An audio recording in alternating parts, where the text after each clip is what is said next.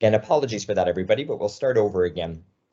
So I do, again, on behalf of the Municipality of West Nipissing, welcome everybody to this evening's session, where we'll be talking about a development strategy for the former pulp and paper mill located in West Nipissing in Sturgeon Falls. And as I was mentioning before we cut out, we wanted to begin with a land acknowledgement. And to that end, the Municipality of West Nipissing respectfully acknowledges that we are located on the homelands of the Anishinaabe peoples, on the traditional territory of the Nipissing, Temagami, and Doki's First Nations covered by the Robinson-Huron Treaty. We honor and recognize their historic connection to the land and value their significant contributions in shaping and strengthening our communities. Paul, can I just stop you because we don't see your slides? Could you share your slides with us? Thank you very much. Wonderful, thank you. No, thank you again. So as we go into, aside from those technical difficulties in getting started, as we go into the presentation, the agenda tonight is we're here for about a 2-hour period. It's going to take us to approximately 8 o'clock. We're going to start with a bit of an introduction to the project and the project team that's here tonight to discuss with you the former mill site. We're going to talk a little bit about the former mill site itself, the context and its history. And then we have an exciting app that we're going to be using, and a fun app that we're going to be using to gain the feedback from the public here tonight, and particularly because we have such a large group that's before us this evening. It's a Mentimeter app, and it will explain a little bit about how to log on to the Mentimeter app a little bit later. You can log on using both a tablet, a computer, or your mobile phone, and you will stay on this Teams call as well too for that discussion. So I'll point it out, and we'll point it out again. But when it does come time for the Mentimeter exercise, don't log off of Teams. You will stay on Teams, and we'll also join onto Mentimeter. And it all will become clear when we get to that point. We'll go through the exercises that we have using the Mentimeter app, and then we'll have time for questions, comments, and ideas, a bit of a roundtable discussion with the group we have gathered, and then we will wrap up with some next steps and wrap up conversation.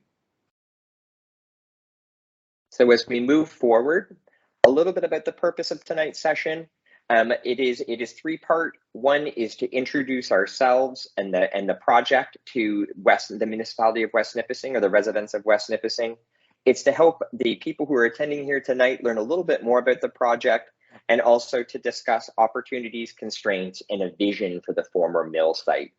And with that, I'd like to take a moment to introduce myself. So my name is Paul Hicks. I'm with a urban planning consulting firm called Republic Urbanism. And I'm joined by my colleagues, Mally, this evening. And Mally, if you'd like to introduce and say hello. Yes, good evening, everybody. So thank you for being here with us tonight. Donc, mon nom est Mally. Je suis conseillère en environnement et en urbanisme. Ça me fait grand plaisir d'être avec vous ici ce soir pour vous entendre sur vos idées pour l'avenir du site de l'ancienne usine à papier. Et donc, ce soir, je vais vous accompagner pour aider les personnes qui voudraient s'exprimer en français et également traduire quelques questions dans la partie questionnaire, dans la deuxième partie, la partie de la table ronde. Alors, merci d'être en si grand nombre ce soir et on se retrouve très rapidement. Merci beaucoup, Mally. I'd also like to present our other colleague, Guillaume. Hey, everyone. Bonjour à tous. My name is Guillaume, and I'm here tonight to assist Paul and Mally in the presentation of the former mill site development strategy. So if you guys have any questions, comments, or ideas that comes into your mind during the presentation, I invite you to type them in the chat, and I'll be looking at all of them. So a good consultation, everyone. Thanks so much, Guillaume. And we're also joined this evening by Michelle Blom, who's an urban designer with our firm. Michelle, if you wanted to say hello.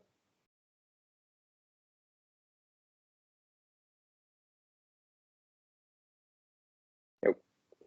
Hi, sorry, I'm also having some technical difficulties. Yes, my name is Michelle Blom, and I'm the lead urban designer with Republic Urbanism. So I'm going to be working kind of on the design side of the site. in terms of the land use planning and kind of urban design of the former mill site. Great. And I know that, thank you so much, Michelle. I know we're also joined with Cassandra from the municipality. Cassandra, if you wanted to say a quick hello as well.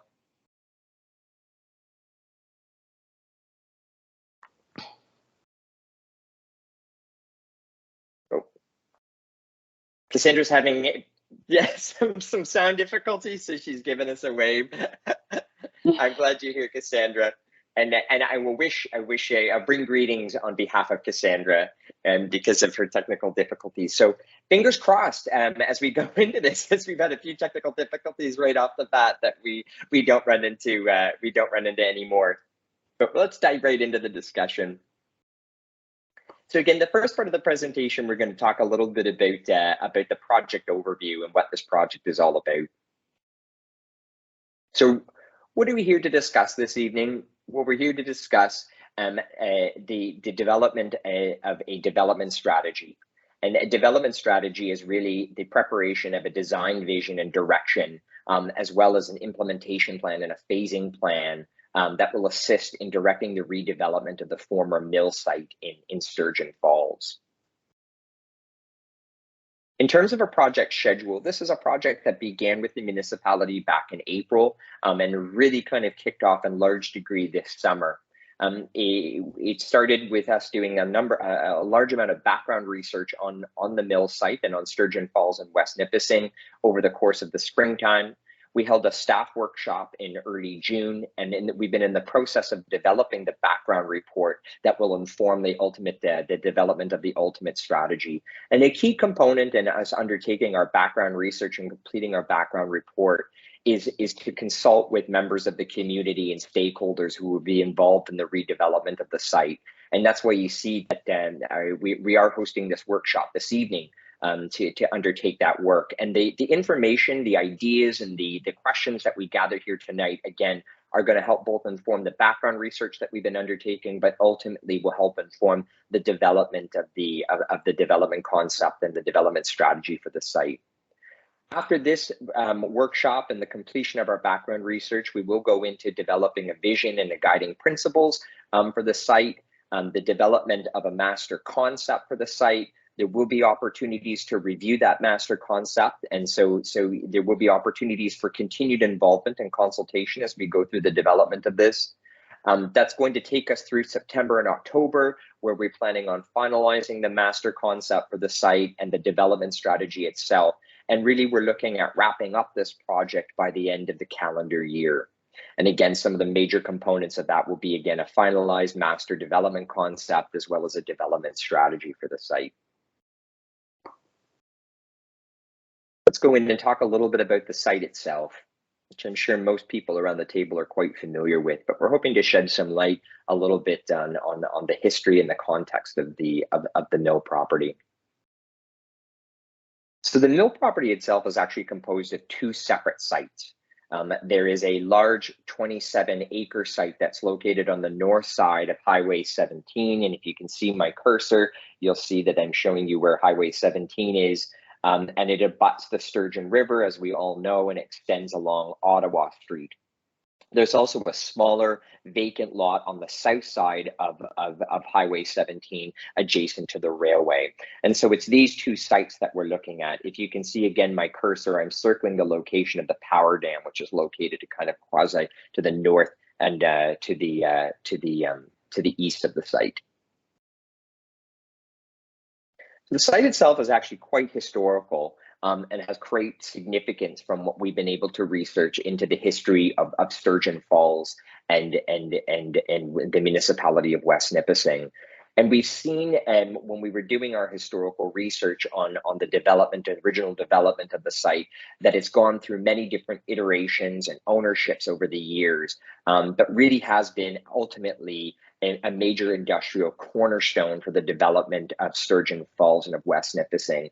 And this is not a surprising or a frankly kind of unique circumstance. And we see this quite a bit with the development of communities around these large natural resource processing facilities, such as paper mills, mines, etc., throughout Northern Ontario and Quebec as well.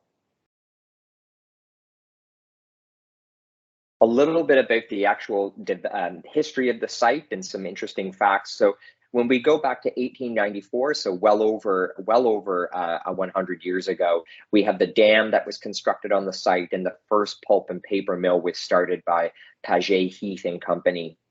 In 1906, we see that the mill was passed to the Imperial Paper Company of London and did close for a period of approximately 6 years, where we see the mill being reopened by the Spanish River Pulp and Paper Company in 1912. By 1924, we see the Spanish River Pulp and Paper Company as one of the largest pulp and paper companies in Canada. By 1928, we see the Spanish River Pulp and Paper Mill have been merged with Abitibi Power and Paper, the mill continued to make newsprint until 1930, when it was shuttered for approximately 17 years. We see that the mill was reopened by Abitibi Power and Paper in 1946, and it really reached the peak of its operations in the 1960s and in its more recent iterations, when it was employing upwards of 600 people in the municipality. Going through to the modern era, we see in 1999, it was Weyerhaeuser that acquired the site before shuttering it in 2002. And we see that the deconstruction of the mill, and we don't necessarily say demolition here, we do say deconstruction, because there are a number of remnant pieces of the mill that are still located on the property that commenced in approximately 2004.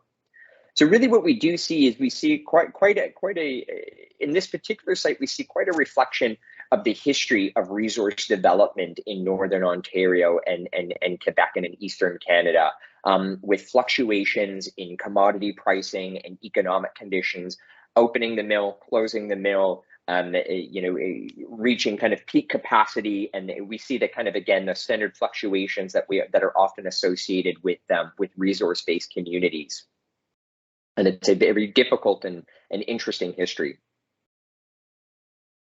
For the site today, and this is a bit of an axonometric down onto the site, again, we see the remnants of the historic mill site that was on the property. We can start to see still the outlines of some of the infrastructure that was associated with the mill on the property, including road networks and railway networks, etc. So some of these items have not been removed from the site or demolished and taken off site. We also see that we still have a power generation facility that's located on the site as well too. These are some of the photographs that we've taken from one of our recent site visits. As you can probably tell with some of the vegetation, this was back earlier in the springtime, that we can still see some of that rail infrastructure that still crisscrosses the property, as well as some of those road networks. I know from the project team's perspective, when we had the opportunity to visit the site, we were really blown away by the setting of the mill site itself, nestled right along the river. At the time, the dam, there was quite a significant amount of water that was going through the dam, because it was during the springtime period, which created kind of a really, really dramatic scene for us to kind of go and explore the site on. Overall, a fairly stunning location, right in the heart of Sturgeon Falls and in the heart of West Nipissing as well too. Talk a little bit about what this land use development strategy is. So at its heart, we see a land use development strategy will be the development of a vision and a design framework for the mill site, which will stimulate municipal growth, economic development, and infrastructure investment. And one of the key things that we want to focus on with the development of this strategy is providing the municipality in Sturgeon Falls with really a roadmap that would help see this site redeveloped and realize its full potential. So there will be a significant focus, not just on the design of the site and coming up with a development concept that we feel is feasible and workable and buildable in West Nipissing, but it's also going to focus on how we can attract investment, public and private investment, to the site and set up a game plan and a roadmap to see development actually occur on the property. In terms of the project objectives, as we mentioned before, it is the development of an overall site vision. It is the development of key values and guiding principles that are going to shape the development of the site. It will involve the preparation of a master design concept and a land use plan. And as I just mentioned, very specifically, and one of the more important aspects of it, it will involve the development of an implementation and a phasing plan that will help to lay out a roadmap for the redevelopment of the mill site. I'm going to pause right here because we are about to go into the Mentimeter session. And before we do that, I just want to see around the room if we have any questions or anybody would like to ask anything about the project itself or the process of who's working on it, etc. Before we dive into kind of the actual workshop session.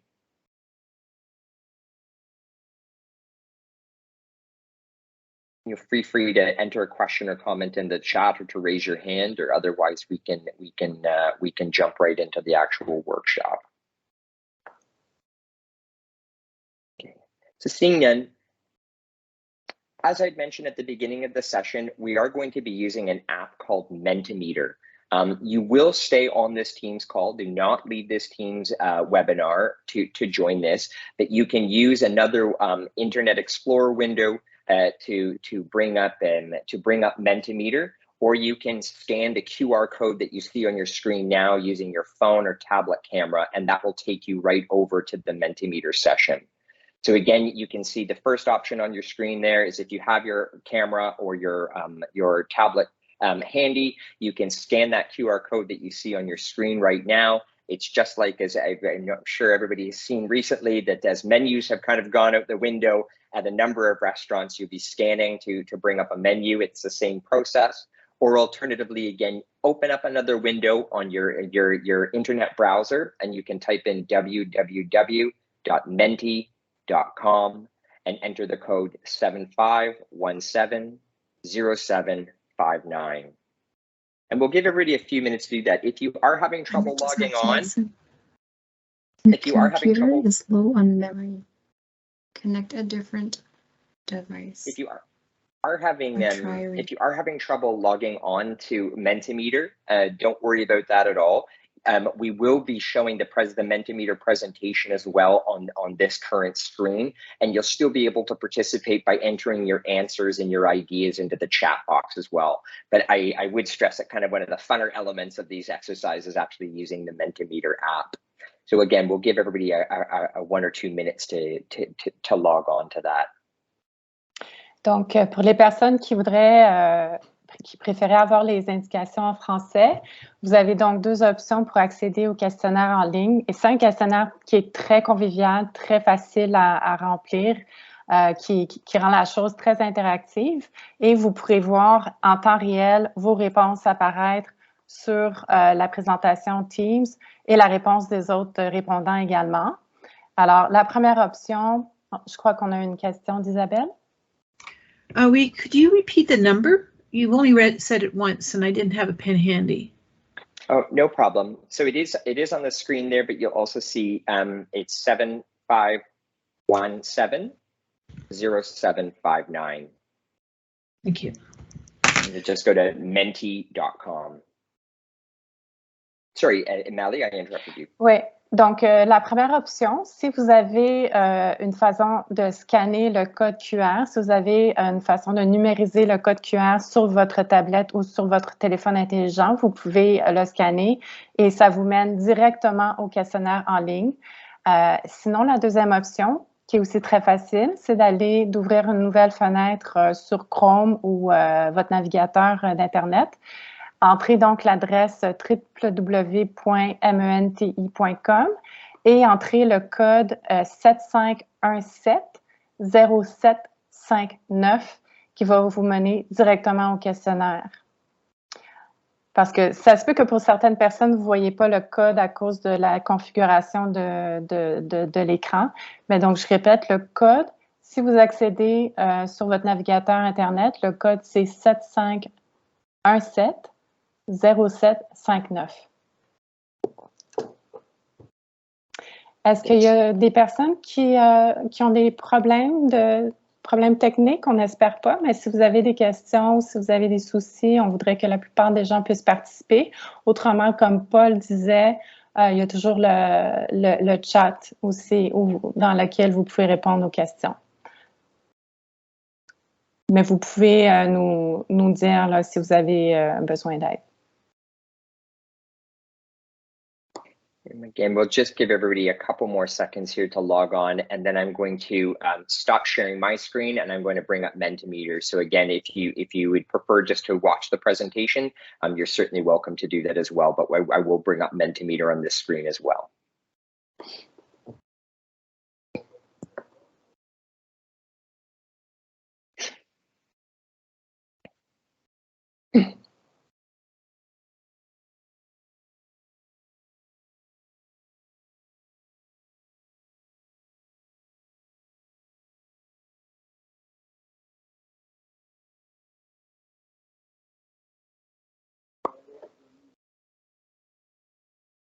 Okay, so again, you can see the instructions there and the code and the QR code and the as well as the login code. So with that, we will go on to the next, and we see that people are already joining in and are already providing answers. So this is really great to see. So if you can see my Mally and Guillaume, you can see my screen, okay? The sharing that I'm doing. Yeah, yes. Perfect. Yes. Yeah, so everybody can see that the first question that we've got for the group this evening is, it is 2040, and we would like to know, what is the legacy of the former mill site? And I see that some people have started to answers in, so people are starting to get the hang of the Mentimeter already. So you can use your device to enter in your thoughts onto what the legacy of the former mill site would be. Again, if you are having difficulty using Mentimeter, please feel free to use the Teams chat box and enter your ideas in, and we'll help to populate the screen. But what we can see right now in terms of what that legacy is going to look like, we see answers that are surrounding housing and wanting to see the provision of housing on the site. That certainly we hosted another open house last night where we were talking about a housing strategy for the municipality, and certainly the mill site came up as a discussion point. We're also seeing reference to a sustainable neighborhood with renewable energy and a sustainable park being located on the site. That's a wonderful idea. Certainly from our perspective, I know as a project team, we're quite excited about the possibility of doing something in conjunction with the hydroelectric power dam that's on the site, and that hydro generation that's actually occurring on the site. And there's some really amazing opportunities that surround kind of energy generation, district energy, etc. Also seeing another comment here that it went from a smelly industry, an empty space, made into a beautiful park and a safe space for families. Regarding land acknowledgement, we should be consulting with the Nipissing First Nation. Actions mean more than just acknowledging. We do really appreciate that comment, and certainly we will be reaching out to First Nations partners to understand a little bit more about the First Nations history associated with this site, and opportunities for local First Nations to become involved in the redevelopment and the development strategy of this site. So really do appreciate that. Seeing another comment there about the water dam, again, likely, I would assume likely related to the possibility of hydroelectric power generation on the site. Seeing another comment about the multi-use site with housing and retail along the traveled corridors, lots of green space and river access, trails, public uses, and some outdoor sporting facilities. Also seeing comments around the site should showcase the history of the area, similar to what we've seen in other areas, a beautiful park and history is forefront. There's some really, and just on that, there's some really amazing and beautiful examples out there of taking former, what are often referred to in planning jargon as brownfield sites or former industrial sites, and showcasing their industrial history. Sometimes that can seem as not kind of really a beautiful part of our history, but it is such an important part of our history and the fabric of so many of our communities, and showcasing the innovation and showcasing the innovation that has taken place on sites like this mill is really important. Again, we're seeing another comment here about housing, some geared to first-time home buyers. Mining Bitcoin with the current power generation, parks, mixed use. Really loving some of the creative suggestions here. Any other thoughts or comments that people would like to add?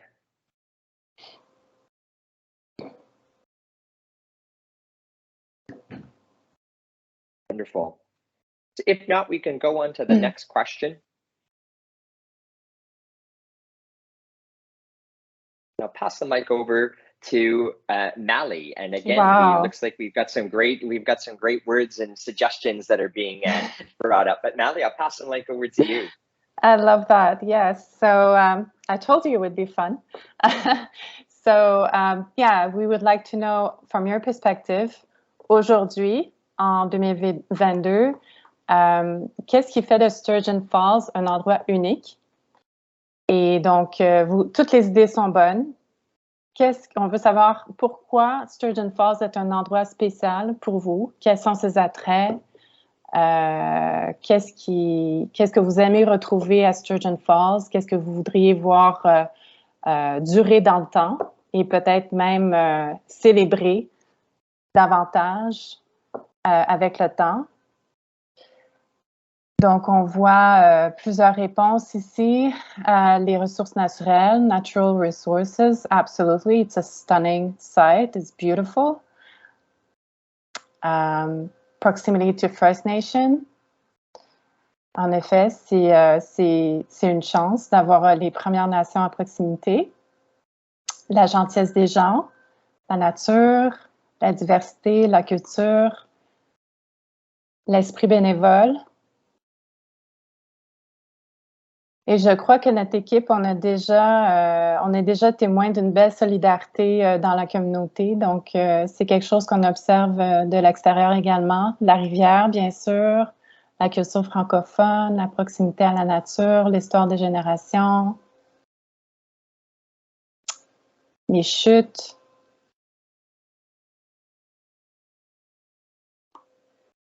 Oh. I will say our project team did have the opportunity to try the chip stands that are located, the famous Sturgeon Falls chip stands. So we can't forget that great attraction.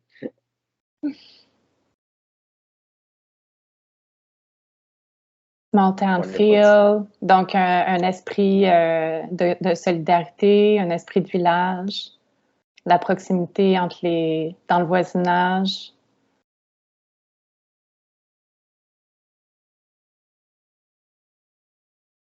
Petite communauté.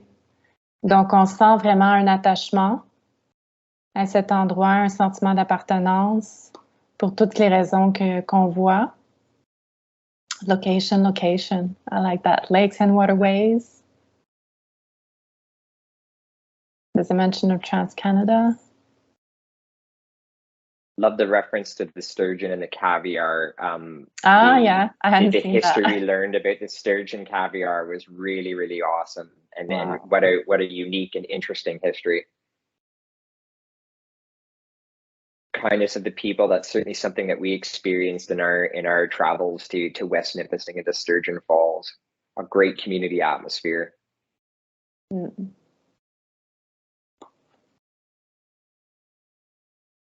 Wonderful. Yeah, I think. So why don't we can continue on to the next. And again, we start to see that people are jumping ahead, which is wonderful to see. So this question is really around, what does the former mill site mean to you, and what does it mean to the community? And this is allowing the project team to really gain an understanding of the relationship that the municipality of West Nipissing and the community of Sturgeon Falls really has with the mill and the mill site. So we do see reference here to heritage. We see, for me personally, it means a former place of work and client. I have fond memories of collaborating with hardworking people, which ironically is one of the staples of people in Northern Ontario, pride of the people. I think it's a wonderful, those personal stories are wonderful. And you know, if anybody in the audience does have those personal stories about the mill, when they work there, or relatives that work there, company picnics, famous events that may have happened during that time there. I mean, these are the types of stories that help to shape the strategy and particularly around heritage and around the public realm. So those are wonderful stories to hear, and we really thank you for sharing them. We see another comment here, our history while looking forward to the future, the opportunity for it to be something better. If it would bring more traffic, a traffic light is needed at the corner of 17 and 64. Thank you for those kind of practical comments. They're great to hear. And the one note, it has little historical meaning for the community. It has historical meaning for the community, but that could be of little interest to future generations. And certainly that's a risk that does run with any type of redevelopment such as this. So we do want to, again, kind of hold on to that history and celebrate that history. So it is there for future generations. Again, we see history of the mill site and the importance of the falls and the river. Comments about the smell of wood chips, solidarity, home, enfance, travail, amazing. The scent smelled like burnt wood, and as soon as you drove into town, you felt like you were right at home. That's a beautiful statement. It was comforting and a central part of the town. The connection to the river, the falls, and the dam. Certainly, we did hear, and I won't say what municipal employee it was, but we did hear from one municipal employee about the riverside being a really popular place to hang out as a teenager. I grew up in a small town myself, and I certainly had my spot in my riverbank to hang out in as a teenager as well too. See a comment here. To me, it's a space where we can be completely innovative and show everyone else how to best use leftover space. I want people to look at us as an example for change. I think that's a wonderful statement. I think that's, and that really is one that hits home about the legacy of this site and what we can do, being a leader. And that's one thing we definitely heard when we've been talking to the community to date. Is that people were really proud of the innovation and the hard work of the people that worked at the mill and the innovative processes that were taking place there. And that is part of the culture of this community. That is part of the history of this community. See also comments, it's right on a historic route. The current north-south, east-west crossroads, it's where people meet. Loads of history, inhabited for 10,000 years. It's wonderful, and recognizing that history just doesn't go back to our settler history, but extends all the way back to our first peoples and their settlement of the land. It was a sign of prosperity, where we were/are a vibrant community. Grew up with family and relatives working at the mill. Another personal memory here around my father's employment. Memories of the mill brought people to this area, creating lifelong connections to this area. These are beautiful thoughts and really wonderful to hear. These are the types of things that will help kind of shape, again, the tone of this site and how we celebrate its history.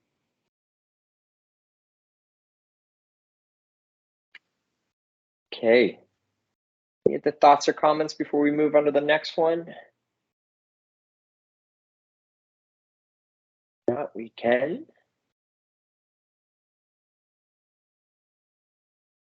See some voting already, but I'll pass the mic over to Mali.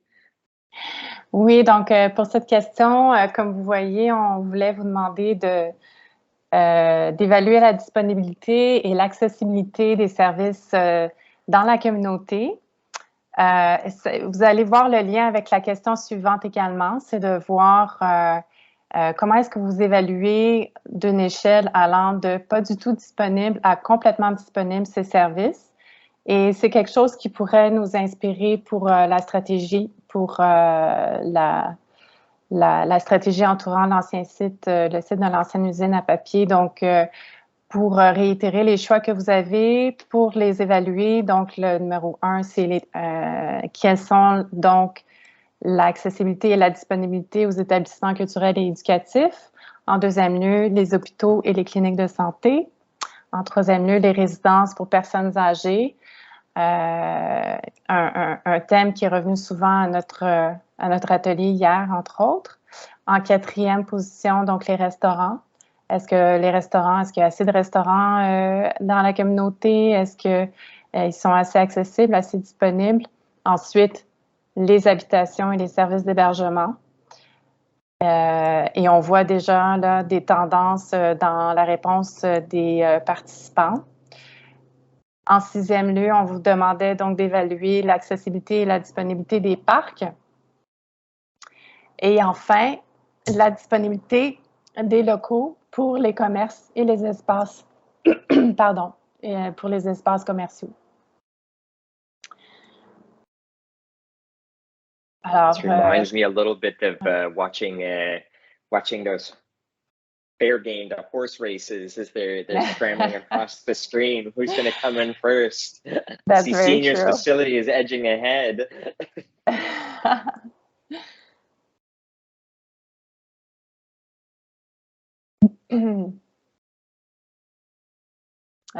It's moving again. We definitely heard when we were, and I'll share some thoughts from yesterday's session when we were talking about the housing strategy. We definitely heard quite a bit about, seniors facilities and the need for proper senior facilities. Very proud of the healthcare facilities. The community is very proud of the healthcare facilities that do exist in West Nipissing, but also noted the kind of the need to expand that, particularly to accommodate the growing seniors population in the community. Definitely some of our earlier conversations, particularly with municipal staff, kind of restaurants and increasing kind of that service offering or that hospitality offering in the community was also noted as kind of a key as well. Wonderful. Well, as we're seeing these votes kind of slow down, perhaps we can move on to the next question. Yep.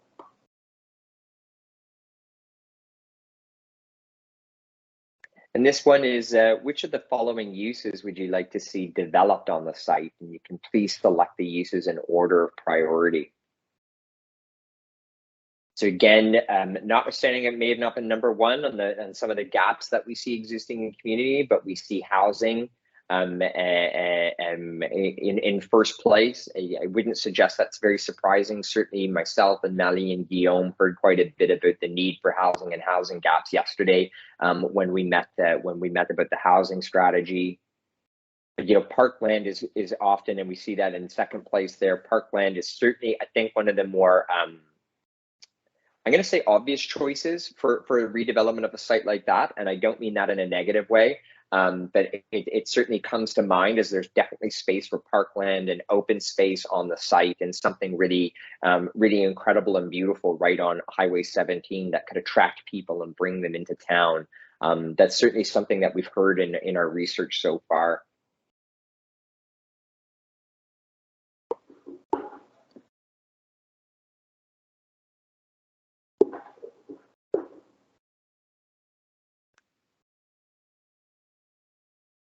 To great responses. We almost saw Parkland take the lead. But definitely in terms of the two leaders that we see in this group, at least that we're hearing from this particular group this evening, really is around housing and parkland and the opportunities to accommodate housing and parkland on the site, which is really great to hear.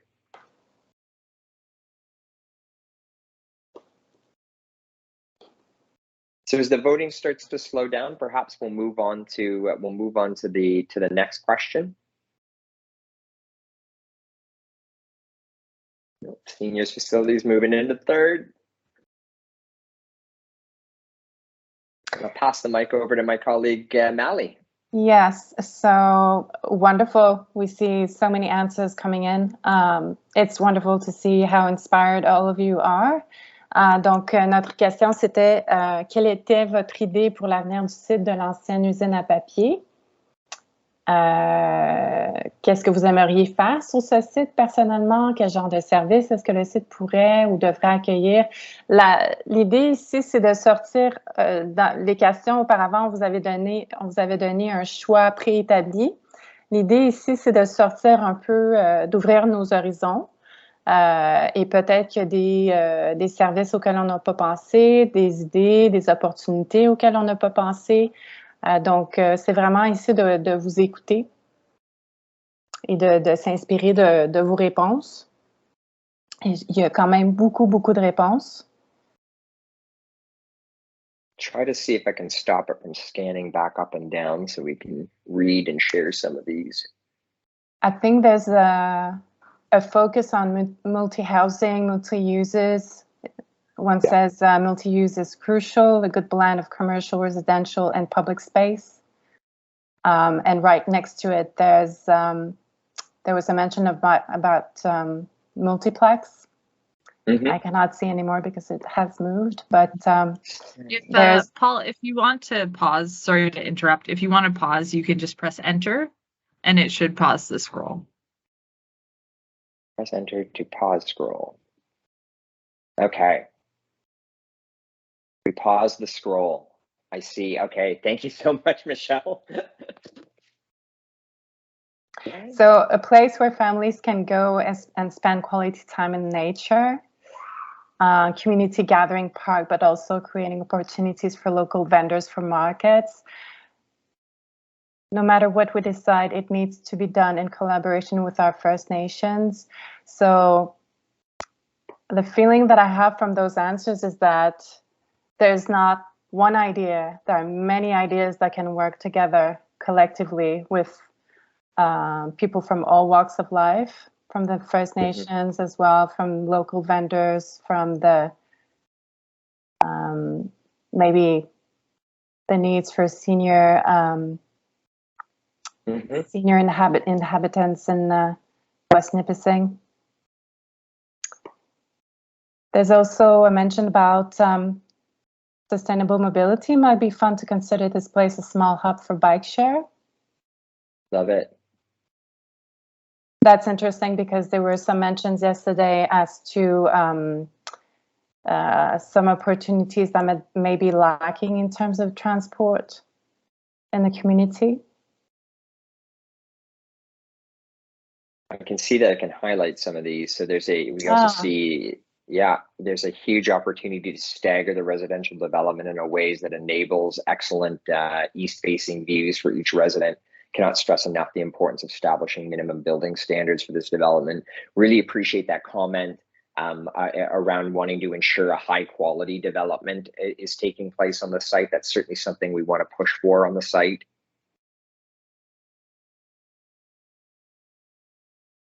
Place Un endroit où les familles puissent passer du temps de qualité. Yeah. Love it. Green park with seating and lit up paths, somewhere where family can gather and go for a walk and feel safe. Include some history and educational elements about the previous mill. Love this comment about connecting the marina pathway to the pathways at the site. That's certainly something we will definitely be exploring, and we were certainly directed by the municipality to explore as well.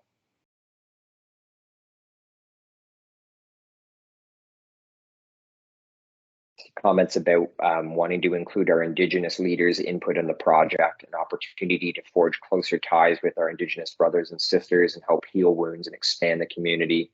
Really appreciate those thoughts around reconciliation, particularly at this exact moment in our history.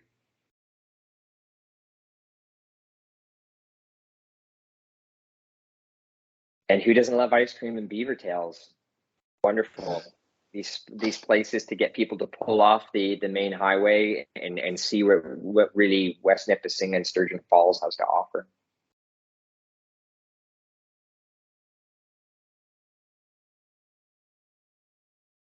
They're great comments. I think we're seeing some slowdown in the commenting, so perhaps we'll move on to the next. So we got some voting going on again, another fun episode of voting.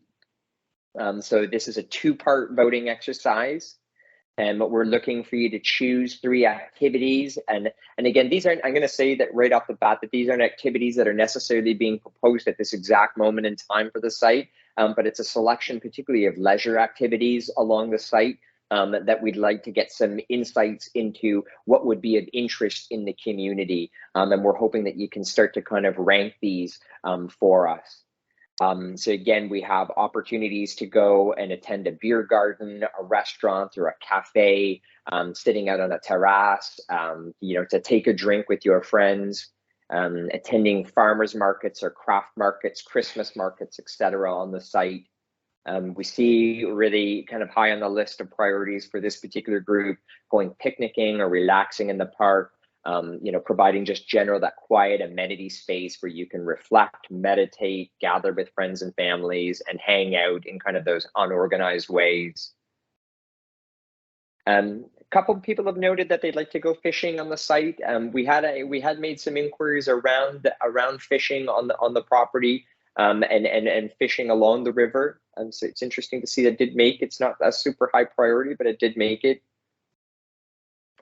Going outdoor, skating outdoors or other winter sports when we think about cross-country skiing or snowshoeing, sledding, tobogganing, all of the rest of those types of wonderful, fun wintertime activities, and creating a 4-season destination in a place like Sturgeon Falls and in West Nipissing.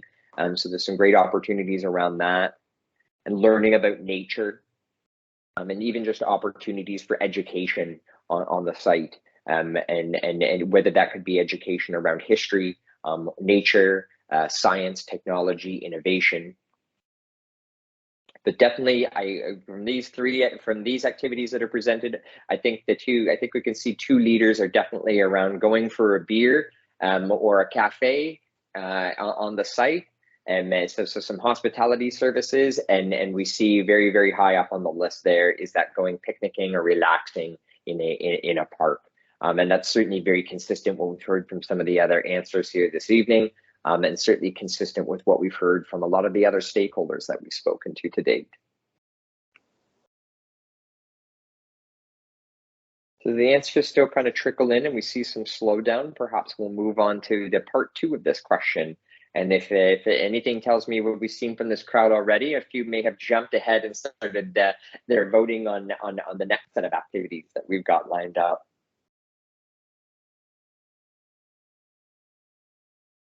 Again, same line of questioning for this particular group. We're looking for you to select kind of your top items in terms of leisure activities that you would like to see on the site and what you think the site could accommodate.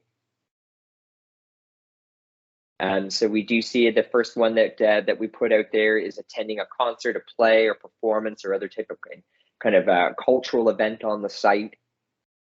We see an opportunity. This is coming in, I think, on 3rd place on this particular round, but we see learning about local cultures and history, whether that be settler culture, whether that be First Nations culture. And we did hear in one of the last sessions or one of the last questions, there was an idea around a multicultural facility being proposed as well too, which is a very interesting and fascinating idea. The local going shopping at local businesses and providing opportunities for local businesses to locate, participate on the site and set up shop on the site. So those could be, again, kind of whether they be cafes, whether they be shops, whether they be maker type spaces. Coming in number 1, and this is definitely consistent with what we've seen previously. So far, we've got walking, running, and cycling, and there's activities that people would like to be able to participate on the site. I think from the project team perspective, from what we've seen so far, and the opportunities to connect this site as kind of an open space hub or an active transportation hub within West Nipissing and within Sturgeon Falls there's some really, really great opportunities to explore that ties into connections to the marina, to the trail network that's already been established. Wonderful to see that, and it's wonderful to see kind of some consensus around some of these ideas as well too. Go to or participate in a community garden on the site. This is coming into number 2 right now. Again, kind of associated still with that open space concept about, this is also tied to, again, kind of local business, natural resources. There's all of those elements that end up in community garden spaces, markets that could be associated with community gardens, etc. and learning about sustainable energy. Certainly when we have power generation that's actually taking place on the site and hydropower generation that's taking place on the site, there's some really amazing opportunities to learn about sustainable energy, and also not just learn about it, but to put it into practice as well.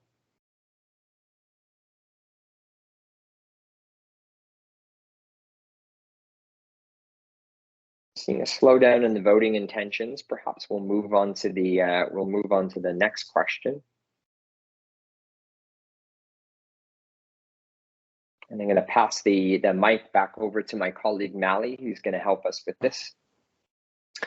Yeah, so it's simply, you know, if we missed anything, any ideas, any comments that you would like to add, this is the time. We would love to hear more about if you have any questions about the process of the land use strategy, of the public consultation process, of the site itself. Any additional ideas you didn't think of during the workshop that maybe you would like to add now? And I'll also say for if you'd like to add, sorry, Mally, but if you'd like to, if you're at home and you're not using Mentimeter but just been following along on the presentation, feel free to enter any questions or comments into the chat as well too, using Teams, and we'll make sure that we pick them up and we answer those questions as well. But back over to you, Mally. So what I can see from the screen is exactly, can you advise how appropriate this land is for housing? That's a very relevant question. Are there cliffs involved? Is there room for a roadway, or would it be a few standard lots?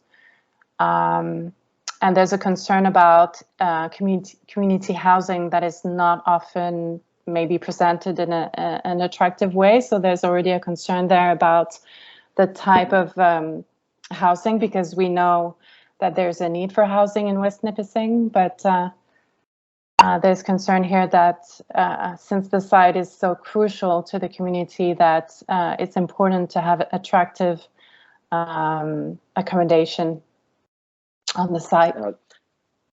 Those are great questions. You know, with regards to the first one, can we advise on how appropriate this land is for housing? You know, that's a really fundamental question, and one of the things that we need to kind of recognize right off the bat, and it will likely come as no surprise to anybody, and we can say this with quite a bit of assurance, is, you know, when we're dealing with any type of former industrial property, that could, you know, can also extend to things, a number of different types of commercial uses as well too, such as dry cleaning establishments, gas stations, garages, etc. There's always going to be some level of contamination that we're dealing with, because these are not greenfield sites. They're not pristine sites.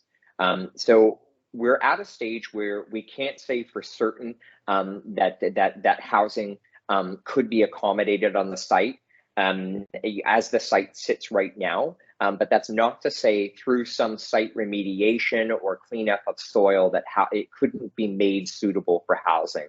But housing is, again, one of those sensitive types of land uses that we have to be really, really careful when we're planning out that it is appropriately located and it's not located on contaminated land. So we are exploring some of the options around what it would take to undertake cleanup of the site or to remediate the site to a residential state that could accommodate housing. The only other comment I'd probably make on is this site appropriate for housing? Would be a comment to say that, notwithstanding that I've said that we can say with a good degree of certainty that we do likely have contamination on the site just because of its former use as an industrial operation.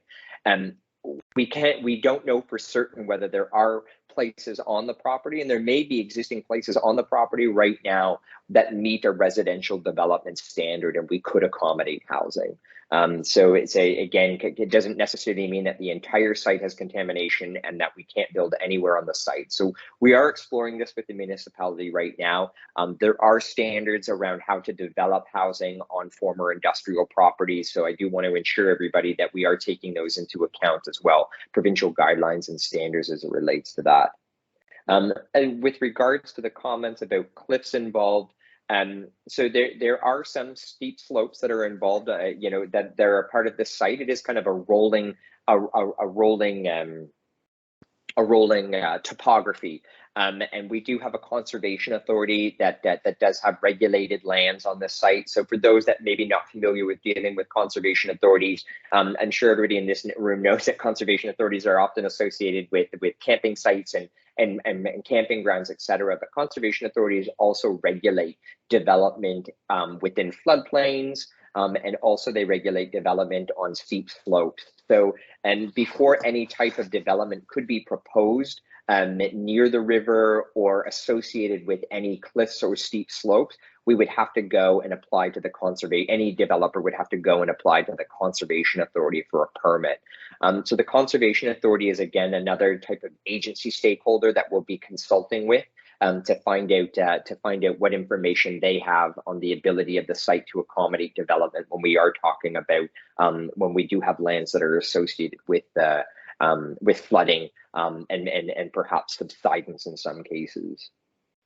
And the note here, this is kind of a four-part question, so I'm going to try to blast through them. And I know that we've got a few other questions lined up. Is there room for a roadway, or would it be a few standard lots? Certainly at 27 acres in size, there is a lot of room for a lot of things on this property. One of the things that we will want to consider is making sure that we are using any type of municipal infrastructure, so installing new roads, sewer lines, water lines in the most efficient way possible. But there are a lot of opportunities to maximize development on the site, and it wouldn't just be for a single roadway, but certainly the site could likely, given its size, accommodate an entire road network. And with regards to the comments on community housing being often not attractive, can certainly understand that concern. We do see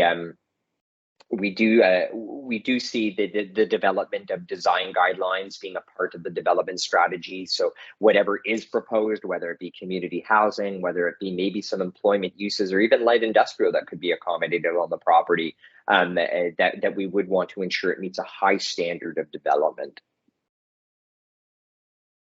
So I hope I've been helpful in those answers.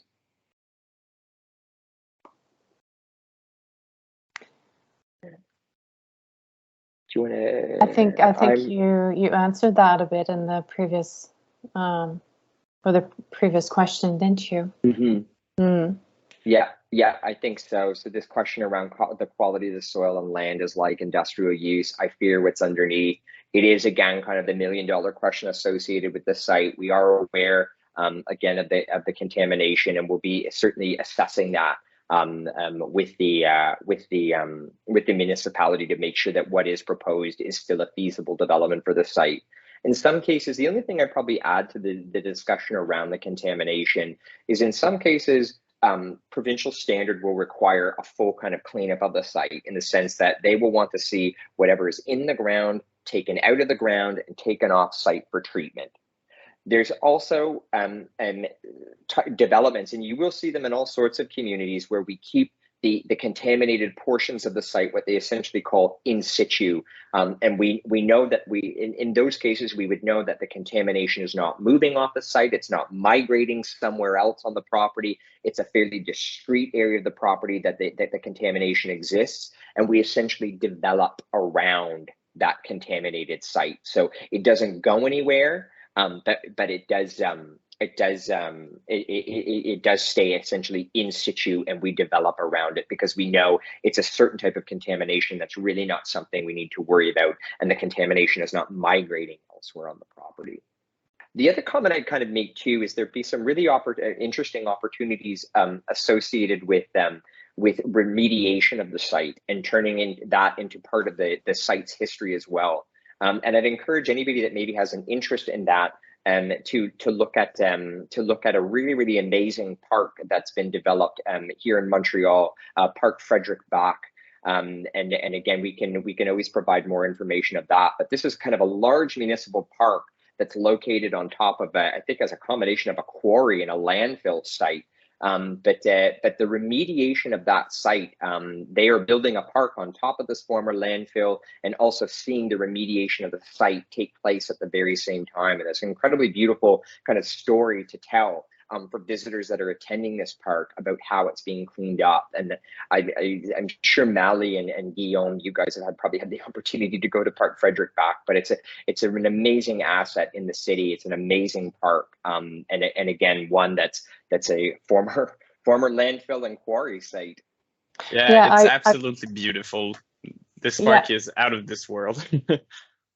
You would never guess that there was a landfill site before on that site. It's really beautiful, and I think they're still measuring to this day the level of methane. It's the level of methane. Yeah, exactly. The level of methane that is still maybe leaking from the site. So they're just making sure that it's safe for the public. But yeah, it's gorgeous. It's a beautiful and impressive project. A regeneration project for sure. Paul, just before we continue, someone typed in the chat. Great. Brian Lavoie said that the back would certainly be appropriate for multi-housing based on housing strategy towards Cache Bay Road. He says that we need commercial on highway, something that will attract people from all over the north Bay and Sudbury, because they don't have that there. And here we already have an industrial park, the Toulouse Crescent of the highway, with plenty of room left to develop. Great. Appreciate those comments, Brian. Certainly when we talk about commercial development, particularly along Highway 17, that's certainly kind of, one of those kind of like obvious ideas that I think we would want to explore, just because that is such an amazingly well-traveled stretch of highway for people that are traveling between Sudbury and North Bay, who are going up to cottage country in the north, or up to the French River, etc. So certainly that main commercial corridor, there's certainly some obvious explorations that we'll want to make around commercial development. Really appreciate you raising that, because it's something that we definitely do want to explore a bit more. Maybe jump down again. You see this: once the study is released, how long can residents expect to wait before we see tangible change? How can we ensure this isn't tabled? It's an excellent question. Also kind of one of those $1 million questions about how long before we see change. So when we're preparing this development strategy, as I had mentioned before, this really is about laying out a roadmap for the municipality to attract both public and private sector interest to the site and attract redevelopment opportunities on the site. At the end of the day, I think what we do need to remember, and we need to have kind of, we need to frankly recognize as well too, is that the redevelopment of this site to its whatever ultimately is proposed on the property is going to be dependent on the partners that are going to be brought to the table. And that's going to involve identifying those partners. It's going to involve entering into agreements with those partners, whether it be for funding only, for development, or any other type of situation. So I wouldn't want to begin by suggesting that, once this development strategy is prepared, we're going to see development happen immediately in the next year. It would be wonderful if we could say that redevelopment could take off right away. But there are likely going to be elements of this development that are going to be definitely dependent on market conditions and on private sector partners coming to the table.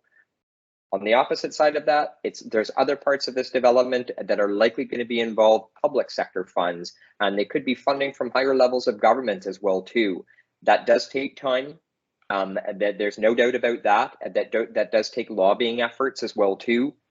So, at the end of the day, when we develop the implementation strategy, we want to make sure that what we're proposing for the municipality and for this community is a feasible development strategy that does have an opportunity to be realized, and that we will set goals and targets and measures around that implementation plan as well too. But I think at the end of the day, we also do need to recognize that this is going to be dependent on the partners that are brought to the table. So what we do want to provide is a realistic implementation plan, but also something that is somewhat visionary as well too, that will excite the public, that can excite higher levels of government, and can excite private sector interest in the property. I know that's a bit of a high-level response, but I would say, and I would want to reiterate that we can't guarantee any of these timelines. It could be tomorrow, it could be a few years from now, and we need to be realistic about that. But we do want to see the development of a feasible game plan, and we do have I can speak on behalf, and I know Bruno from the municipality's Economic Development Committee is here, and I might ask if he wanted to add something as well too. But we do know that this is the redevelopment of this site is a major priority for the municipality, and it's one of the reasons that they've gone through this exercise of engaging outside firms, is to make sure that there is a plan that has been developed by professionals and can be implemented. But I'm not sure, Bruno, and not to kind of put you on the spot, but if you are still in the room, is there anything that you wanted to add to that?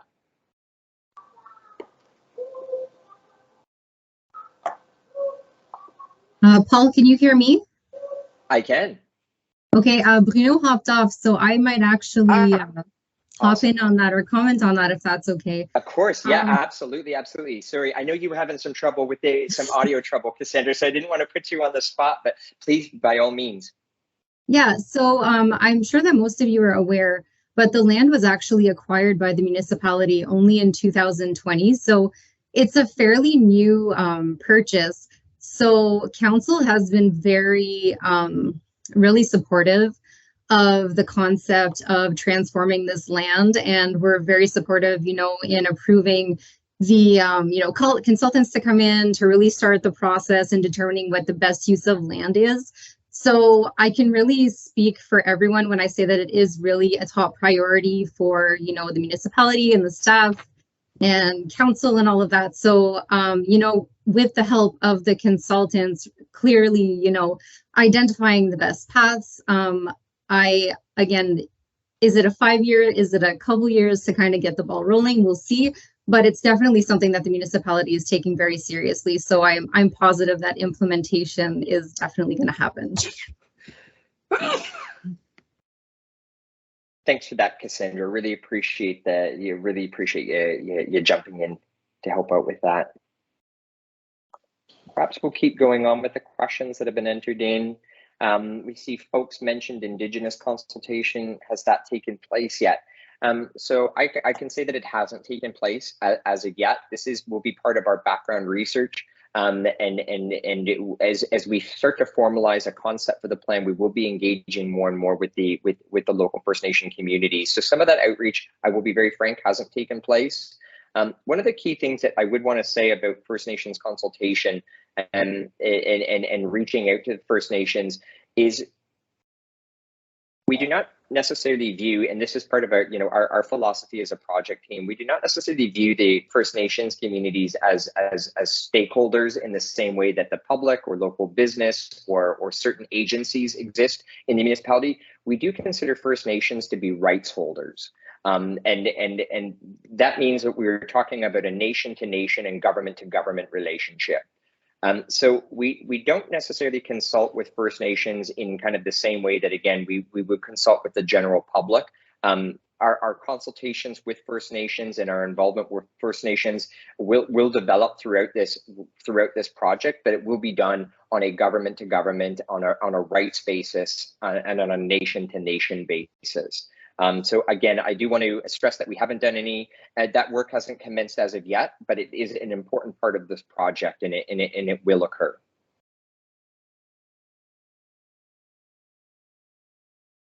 The next question that we have in the box here is, can you advise how appropriate the land is? Oh, we've already seen that one.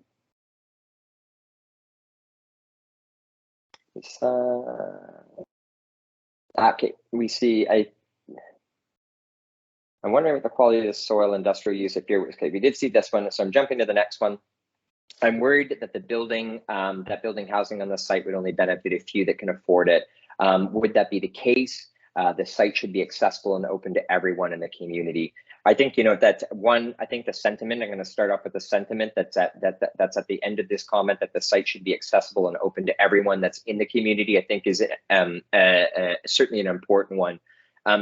with regards to kind of the type of housing, whether it be market, whether it be community housing or social housing on the site, whether it be affordable housing on the site, I think I can say with quite a bit of confidence, and speaking on behalf of the municipality, is that when we were engaged with the municipality, wanting to ensure that the redevelopment of the mill site was something that would be, again, it's kind of accessible to all parts of the community, was a key kind of directive that we received from the municipality, and to that end, if we were to look at and examine housing on the site, because it is owned by a public authority, I think definitely we are going to be seeing a mix of types of tenures, affordability levels, etc. on the site, and playing essentially that kind of a game of trying to leverage private sector or market rate housing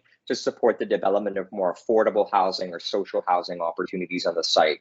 There are a number of different ways to tackle ensuring that any housing that would be built on the site is accessible to a broad range of residents, whether they be people with special needs, whether they be people in certain socioeconomic circumstances, or kind of, I guess, for lack of a better term, kind of a high-end user on the site.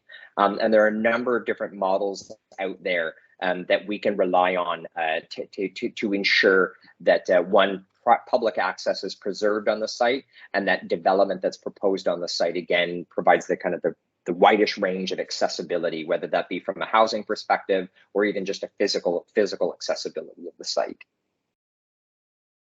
Paul? Please. Brian commented again in the chat and said that housing development would not just benefit a few if it is based on a housing strategy. And I think this is a very good point that he brings up. Really appreciate that comment, Brian. Really do. We see comments about going through these questions.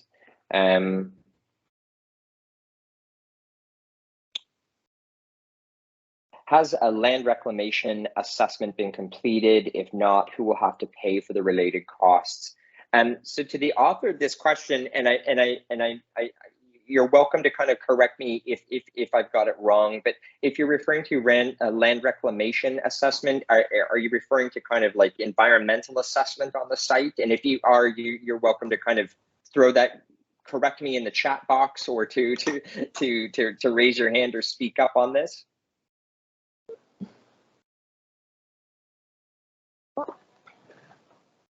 Yeah, okay, so Nicole says yes. Okay, so when we talk about environmental assessment of the site, and we talk about actual cleanup of the site, and who's going to be responsible for that. So certainly the previous landowner of the property had undertaken an environmental assessment of the site. That is their own environmental assessment of the site. We are discussing with the municipality about how to move forward with further assessments of the property and the eventual cleanup of the property. From the perspective of the project team and from the perspective of the municipality, any type of study of the contamination or level of contamination and the eventual cleanup of the site, I think it was very safe to say we would be developing a strategy to see that burden would not rest with the existing tax base of West Nipissing. And we do work under the principle that development should pay for itself and should not be a burden to the existing tax base. So when we're looking at who should be paying for any environmental assessments or cleanup of the property, at the end of the day, the ultimate goal of this strategy would be to see the end users of the property, people who would want to be locating on the property, taking up that cost. We can't guarantee. There may be, there are certainly federal programs, particularly federal programs that support cleanup of former contaminated sites. So there might also be public funds available through higher levels of government. But certainly, in terms of the directives that we've received right now from the municipality, it would to ensure that any type of assessment or cleanup of the property does not become a burden on the existing tax base. So I hope that will help. We have a comment here. The municipality should / must undertake implementing a minimum building standards that relates to all buildings on site, be it residential, commercial. It's an opportunity to control the finishes. Again, this is a comment that's been reiterated a couple of times, I think, by different people throughout this evening. And again, I would certainly want to stress that a part of any development strategy, we would want to see design guidelines and a high standard of development incorporated into that development strategy. This is a really, really important site historically, geographically for this municipality. It has a very, very strong presence on one of the major corridors that crosses this country, no less, goes in and out of the municipality. So we would be certainly seeking to introduce a high level and a high standard of development to ensure we've got a high quality public realm, high quality architecture, high quality building materials that are being used that really reflect the prominence of this site and its historic importance to the community. And that is tied to that question around legacy that we first tackled in this discussion this evening. And we do have a question in French. I might ask Mally if she would maybe help me field this before I butcher it myself. Right, so the question is, est-ce que la Première Nation de Nipissing sera impliquée dans le processus des décisions de ce site, puisque c'est le territoire traditionnel des Anishinaabe?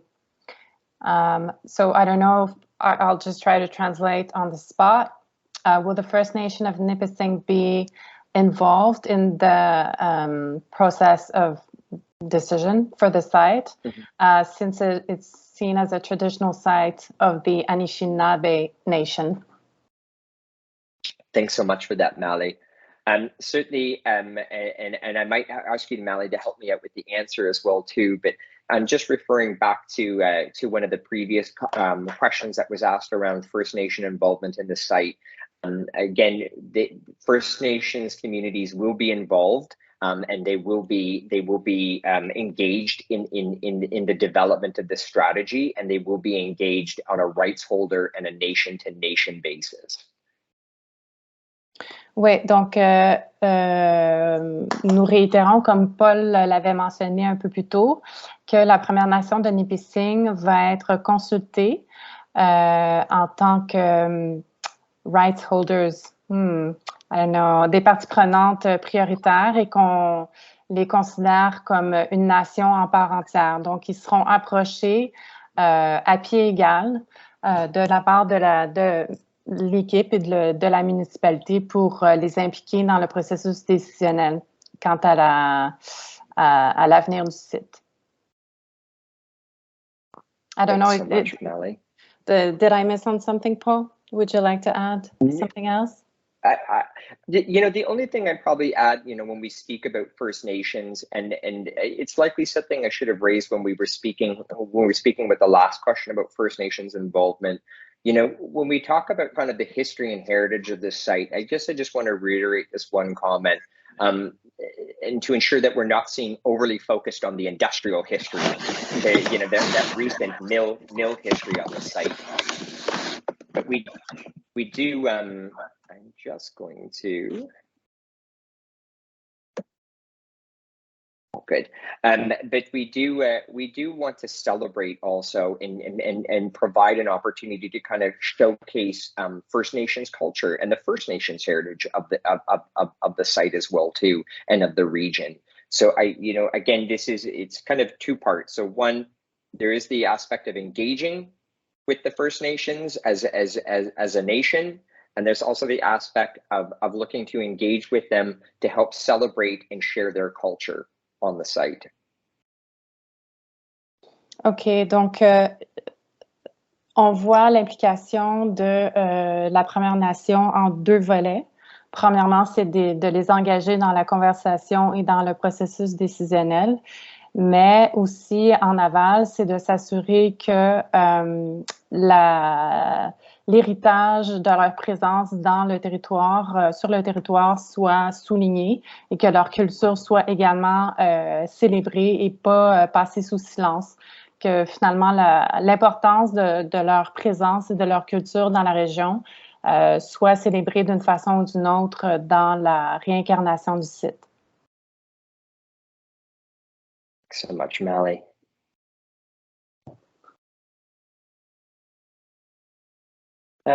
So this question is, why would we put a housing development in the core of Sturgeon Falls? How would this benefit everyone? So, I'd start off by saying on the question of why, that's still a question that we're frankly exploring.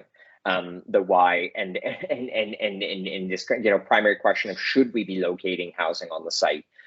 There has been a lot of thought and comments around building and developing housing, which again, often kind of seems like an obvious option that we should be exploring for the property. But I'd want to stress that there's been no conclusions at this time that any form of housing is appropriate for the site. We'll be taking this information that we've got and heard back from the community tonight to discuss that. But as we had mentioned before, there are considerations around contamination and the suitability of the site to even accommodate housing. So that question of why we would put housing, I'd state is still a question that we're exploring as a project team with the municipality. Why would we put housing there? Why would we put commercial development there or parkland development there? And really trying to understand some of the fundamental questions about should housing be located here? Should commercial development be located here? Should parkland be located here? And around that question of how this would benefit everyone. And again, if we were exploring housing opportunities on the site, again, I think we'd be stressing that we'd be looking to provide a wide range of housing options on the site. It would not be just simply focused on market rent or market rate housing, but we would be exploring opportunities to provide a wide range of housing on the site to accommodate as many people and the widest spectrum of the community. Because this is a publicly owned site at the end of the day. I hope that provides some clarity around that. So this one was an approximate budget ever considered or requested as it relates to environmental remediation prior to the purchase of these 2 parcels of land from Weyerhaeuser? I might, and not to put Cassandra on the spot, but Cassandra, if you're available, I know this is kind of a question that perhaps I think relates a little bit more to the process and the process that the municipality had gone through when the sites were purchased from Weyerhaeuser. So again, Cassandra, I'm not sure if you have any insights or would like to share any thoughts about kind of the deliberations that council went through about purchasing this particular property. Unfortunately, I'm a newer employee, and I'm not privy to the discussions that were had regarding the purchase itself. So unfortunately, I can't speak to that at this time. No problem. No, I appreciate that. I'm wondering if and I'd probably put this out to the author of that particular question. If you would like to reach out to myself or Cassandra, and we can put our email addresses in the chat box as well too. We can perhaps try to follow up on that question and get you an answer on that. So it's a bit unfortunately, it might just predate all of our involvement in this.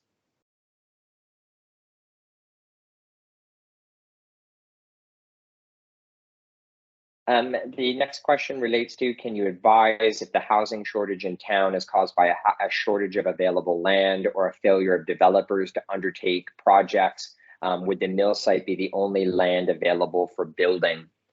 So there's a few different parts to this particular question. I would suggest that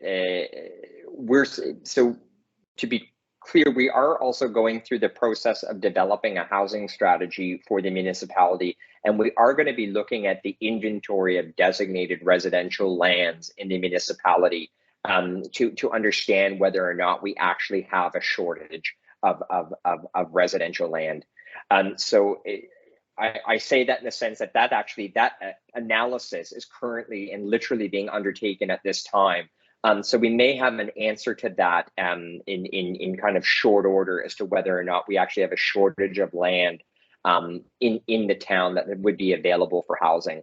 And certainly the shortage of housing overall is a really complex issue.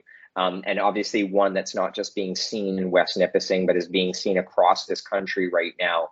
And there are elements that are related to everything from that the development industry across this country is actually simply not building the same number of homes that were actually being built in this country, 30 or even 40 years ago. They are a question of kind of constrained land bases. There are questions around kind of the development industry, particularly in communities like West Nipissing, where we have development industries that are not necessarily used to or have expertise in building more denser forms of housing, that have expertise in building single detached or semi-detached or even row houses. All of these types of issues feed into the shortage that we're currently facing in West Nipissing, but also right across the country. So it's certainly a multifaceted problem, and one that we'll be attempting to tackle through the housing strategy that's also being developed for the municipality. To that end, would the mill site be the only land available for building? I can certainly say with assurances that this wouldn't be the only land that we'd be looking at for housing. This does tie into, there's still even a question of whether housing can or should appropriately be located on this land. But we will be looking at other available lands, both in the existing built up area of the community, but also on the more peripheral parts of the communities of West Nipissing to accommodate housing. And so I hope I've been able to tackle that question. There's a few moving parts, and we could certainly sit here and talk for a couple of hours just only on the causes of housing shortages in West Nipissing and right across the country. But it's an excellent question. This question: will the recently released community and safety and well-being plan also be used to guide aspects of the project plan? Yes, we, along with the rest of the municipalities, planning, development, and community and social frameworks that exist. These include everything from the from housing and homelessness plans, council strategic plans, the official plan. A community safety and well-being plan is another one in them. So we do have kind of a complete list and inventory of planning frameworks, strategies, and plans that have been developed by the municipality over the years that we'll be making reference to and making sure that we analyze as a part of the development of the development strategy.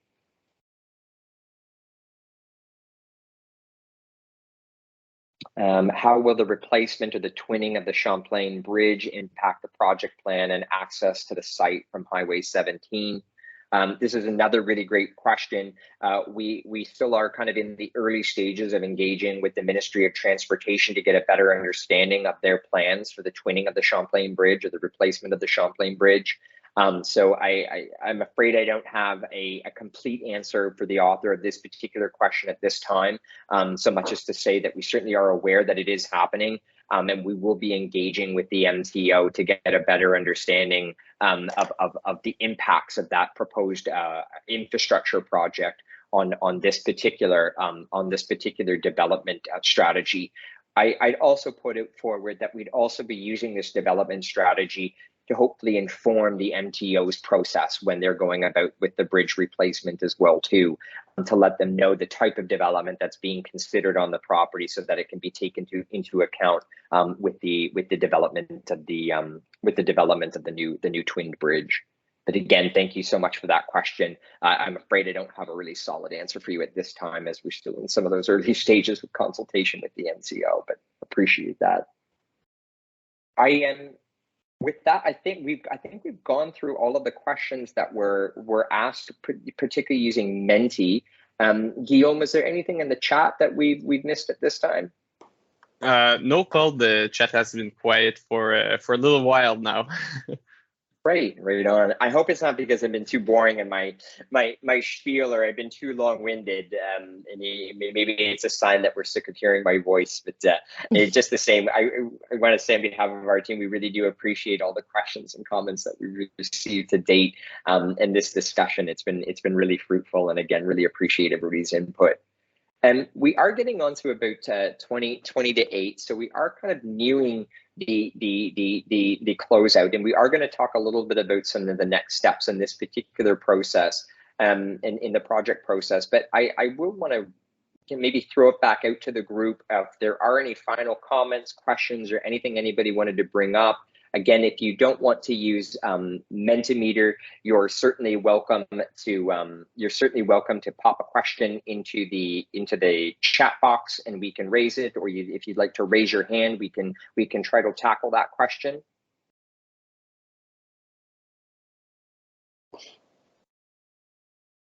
While we're waiting is to see if anybody else has any final thoughts, I'm just going to bring back up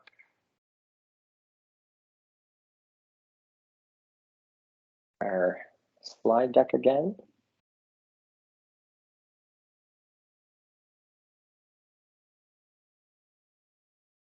Okay, so if there's nothing else at this time, I'm going to jump us right back into to the next steps in this particular process. So this is revisiting our project schedule once again, just to tell you again where we are. I certainly, oh, we do have another question that's popped in, and I can't see it all, but I'm going to, Guillaume, maybe you could help us out. Yeah, for sure, Paul. So Brian asked, if considering a pathway that connects the property to the marina, the railway must be consulted if we are going underneath it. I really appreciate that comment. Reaching out to the Railway Authority is going to also be the owner of that railway, which is a short line railway, we believe is going to be a key component of some of our consultations, just like reaching out to the MTO as well. And it's certainly, it goes without saying, but really do appreciate raising that comment. Making some of the connections with some of the public investments that have been made down by the marina and the trail system is certainly something that we want to explore, and we've been tasked by the municipality with exploring. So it definitely we will be reaching out to that rail authority and to speak with them a bit more and to make sure that we've got the proper permissions for that, but really appreciate that comment. And again, I'll go in to talk a little bit about the project schedule and the next steps, but if there's any other questions that pop in, again, at this point in the program, don't be afraid to jump in and ask them. Otherwise, we can finish up a little bit early this evening, which is never a bad thing on a beautiful night like tonight either. But certainly don't want to rush any conversation or any input people would like to offer. But again, in terms of the next steps on the project schedule, as you can see, we still are in the early stages of this project. As I mentioned before, over the course of the spring, we really were in the process of gathering our background information, analyzing our background information, meeting with municipal staff, understanding who the stakeholder base is that we'll be wanting to consult with on this, such as the rail authority, such as the MTO, et cetera. Who our First Nation partners are that we'll need to be consulting with as well too. So we've been going through this process of developing that background report. The information that we've heard from the group tonight will be feeding into the background report and will form part of the public record on this. So as we move into August and into the fall, when we'll be developing the vision, the guiding principles, the concept plans, you will see additional opportunities to participate and to offer feedback into this process. So I would encourage you to again, just as you have to participate in tonight, to keep an eye on the municipality's social media channels, and also even in traditional media. I know that Cassandra had said she'd had the opportunity to do a small interview with Radio-Canada recently, to talk a little bit about the projects that are being undertaken, the exciting projects that are being undertaken by this council and the municipality. So keep your ear to the ground. Certainly we do have the registration information for the people that signed up this evening. So we do have the ability to keep those that are participating tonight informed. But again, I would keep your ear to the ground on those social media channels and look for those additional opportunities to participate. And again, the ultimate goal of this project will be to wrap up and have an approved master concept and development strategy for the end of this particular calendar year. So with that, again, I'll maybe make a last call for any questions or comments before we sign off for this evening. We are a little bit ahead of schedule. I think that's probably one of the funner parts of the Mentimeter experience, and I hope everybody did find it to be a fun experience and a fun tool to use to help share your ideas and thoughts. But Cassandra, you have joined us with your camera on. Is there any thoughts or any words you'd like to add? No, it was just a quick thank you again, to you, Paul, and Guillaume Mali, Hodan, I saw you on the list, and Michelle, I know you're hiding back there off camera somewhere.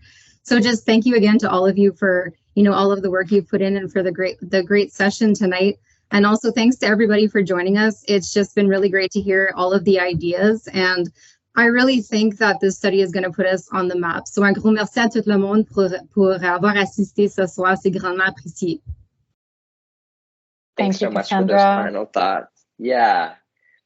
And with that, we will. I think we will wrap up for this evening. And again, just to kind of read. Oh, yeah, of course, Guillaume. Yeah, we have a last comment in the chat one box. Last for the evening. Just one last comment. Yes. No, for sure. Chris commented, not a question, but I would love to see the land directly across the Sturgeon Dam be developed into a park with a lookout and seating so people can enjoy the falls during the springtime. The park could also highlight the history that logging has had in all of the West Nipissing, so Sturgeon, the field, the river valley, so and the history of the Sturgeon River with the flood of 1979. And all of the indigenous history. So that's what Chris is envisioning for the site. Love it. Love it. I really appreciate those ideas, Chris. And again, any members of the public that want to continue to share ideas or ask questions, I know that our contact information, myself and Cassandra, has been shared. You're welcome to contact us with those ideas, and we can add them to the public record. You're also welcome. I know that they say the municipality has some very active social media where people have been sharing their ideas and thoughts on as well too.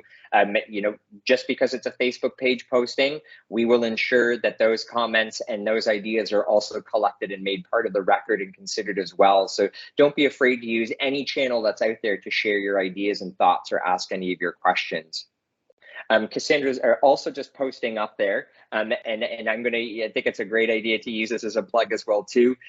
You may have heard us mention a couple of times that the municipality is also undertaking, and it's a project that we also have the pleasure of working on with the municipality, a housing strategy. I know I recognize a couple of the names that are here this evening of people that participated in the housing strategy session last night. If you haven't already, we would invite you to go onto the municipality's website, where you will find a sondage that we would welcome your thoughts and ideas around housing provision and housing supply in the municipality. So you are encouraged to go in and fill that out. I think we'll be wrapping that survey up in the next week.